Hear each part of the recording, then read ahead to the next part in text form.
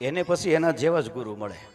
હા, જેવી પાત્રતા આપણી હોય ને એવા આપણને સદગુરુ મળે, એવા આપણને વ્યક્તિ મળે, એવો આપણને પરિવાર મળે, એવું આપણું મિત્ર સર્કલ મળે. આપણી પાત્રતા કેવી છે એના ઉપર નક્કી થાય. પરીક્ષિત ગંગા કિનારે ગયા તો ત્યાં એને અનેક લોકો મળ્યા હતા, અનેક ઋષિઓ પણ મળ્યા હતા.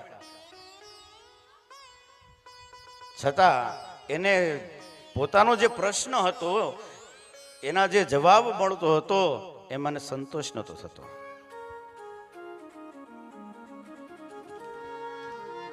અને સુખદેવજી મહારાજ પાસે પણ ભાગવત હતું, એને પણ અનેક લોકોને સંભળાવેલું હતું, પણ એને એવો સંતોષ નહોતો થતો કે મારી પાસે જે ભાગવત છે એને સમજી શકે એવા કોઈ શ્રોતા એને મળતા નહોતા.